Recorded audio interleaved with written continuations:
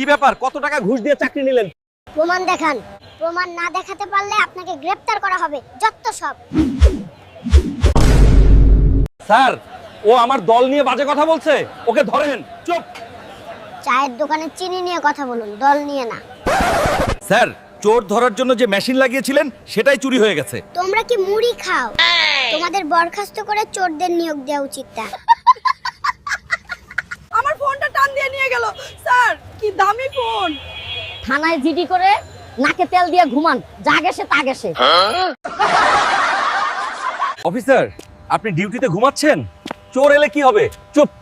আমি ঘুমাইনি, আমি চোখ বন্ধ করে আসামি ধরার প্ল্যান করছি।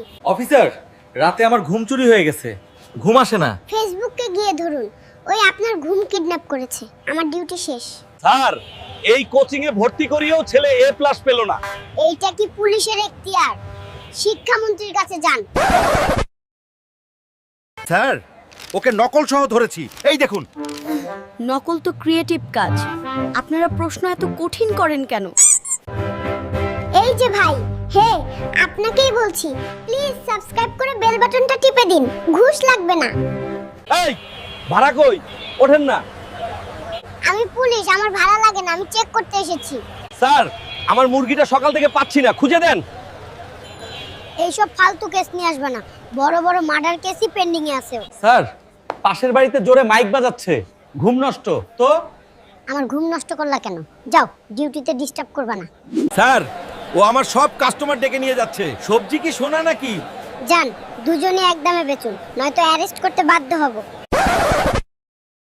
স্যার, ওটা তো স্যাম্পল না, ওটা ধরলেন কেন? চুপ। ভেজাল আছে কিনা টেস্ট করছি, এটা আমার ডিউটি, বিল হবে না। স্যার, প্রতিবেশীর মোরগটা অসময়ে ডেকে ঘুম ভাঙায় দেয়। আপনাকে অ্যারেস্ট করে থানায় ঢুকিয়ে দিই। এখানে ভালো করে ঘুমান, এখানে মোরগ নেই। স্যার, বাঁশঝাড় থেকে কে যেন শীষ দেয়, নির্ঘাত ভূত। ভূতের কি সিজ বাজানোর লাইসেন্স আছে? ওই শালা ভূতকে অ্যারেস্ট করতে হবে।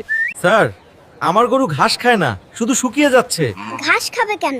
ও তো টিকটক দেখেছে, ওকে এখন বার্গার পিৎজা দিন। স্যার, গোসল করতে নেমে দেখি আমার লুঙ্গিটা নাই।